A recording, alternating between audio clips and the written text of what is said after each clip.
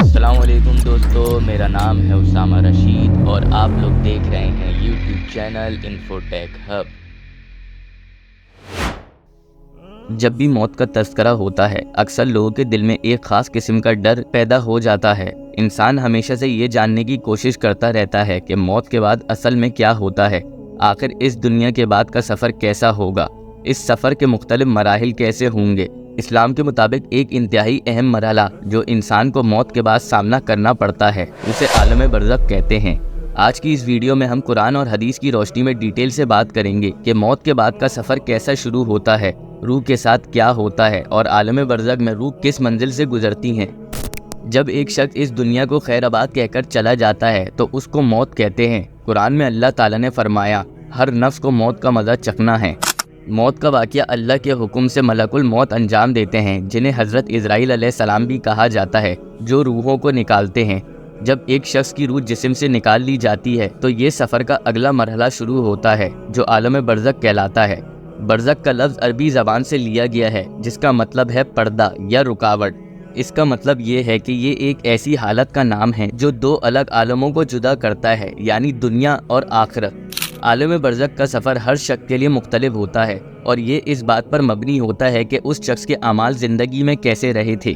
جب انسان کو موت آتی ہے تو اس وقت حضرت اسرائیل علیہ السلام روح نکالتے ہیں۔ حدیث میں آتا ہے کہ جب مومن کی روح نکالی جاتی ہے تو وہ ایسے نکالتے ہیں جیسے پانی کو مشق سے نکالا جاتا ہے اور بہت آسانی اور سکون سے روح نکال لی جاتی ہے۔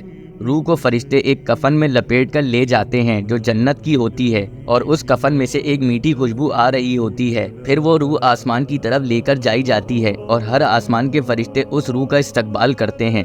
لیکن اگر روح ایک گناہگار انسان کی ہوتی ہے تو ملک الموت اس کو سخت طریقے سے نکالتے ہیں، جیسے ایک کانٹے والی شاخ کو گیلے کپڑے میں کھینچ کر نکالا جائے۔ ایسے شخص کی روح کو عذاب کا سامنا کرنا پڑتا ہے اور فرشتے اسے ایک بری بدبو والے کفن میں لپیٹ کر لے جاتے ہیں۔ پھر اسے آسمان کی طرف لے جانے کی کوشش ہوتی ہے، مگر پہلے ہی آسمان کے فرشتے اس روح کو قبول نہیں کرتے اور اسے زمین پر واپس پھینک دیا جاتا ہے۔ یہ روح پھر عالم برزخ میں اپنے عذاب کا انتظار کرتی ہے۔ جب روح عالم برزخ میں داخل ہوتی ہے تو قبر کا سفر شروع ہوتا ہے۔ حدیث میں آتا ہے کہ قبر یا تو جنت کے باغوں میں سے ایک باغ ہوتی ہے یا دوزخ کے گڑھوں میں سے ایک گڑھا۔ یہ اعمال اور زندگی کے طور طریقے پر مبنی ہوتا ہے۔ قبر میں پہلا مرحلہ ہوتا ہے سوال جواب کا۔ دو فرشتے جو منکر اور نکیر کہلاتے ہیں قبر میں آتے ہیں اور انسان سے تین بنیادی سوال کرتے ہیں۔ من ربو کا یعنی تمہارا رب کون ہے، من دینو کا یعنی تمہارا دین کون سا تھا، من نبیو کا یعنی تمہارا نبی کون تھا۔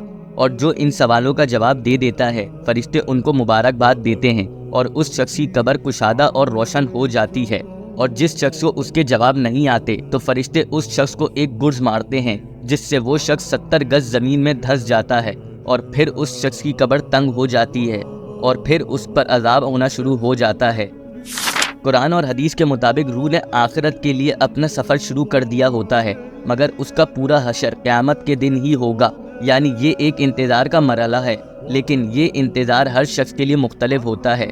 جو شخص نیک ہوتا ہے اسے انتظار میٹھا لگتا ہے اور وہ جنت کی خوشبو اور ٹھنڈی ہوا محسوس کرتا ہے، اور جنتی شخص کو قیامت کا انتظار رہتا ہے اور وہ اللہ سے دعا کرتا ہے کہ اے اللہ قیامت جلدی لے آ تاکہ وہ جنت میں جا سکے۔ جبکہ برے لوگوں کے لیے یہ انتظار عذاب اور دکھ درد کا ہوتا ہے اور وہ برے لوگ اللہ سے دعا کرتے ہیں کہ یا اللہ قیامت نہ لے کر آنا تاکہ وہ بڑے دن کے عذاب سے بچ سکیں۔ حدیث میں آتا ہے کہ جب مومن کی روح عالم برزخ میں ہوتی ہے تو اسے اپنے مقام کا احساس ہو جاتا ہے اور اسے قیامت کا انتظار ہوتا ہے تاکہ وہ جنت میں داخل ہو سکے۔ لیکن برے لوگوں کی روح کو اس بات کا اندازہ ہوتا ہے کہ اسے قیامت کے بعد دوزخ کا سامنا کرنا پڑے گا۔ اللہ تعالی ہم سب کو اچھے اور نیک کام کرنے کی توفیق عطا فرمائے اور ہم سب کے اس دنیا کے جانے کے بعد عالم برزخ میں اچھا مقام عطا فرمائے، آمین۔ اگر آپ لوگوں کو ہماری یہ ویڈیو پسند آئی ہو تو لازمی ہمارے چینل کو سبسکرائب کر دیں۔ ابھی کے لیے ہمیں دیں اجازت، اپنا بہت سارا خیال رکھیے گا، اللہ حافظ۔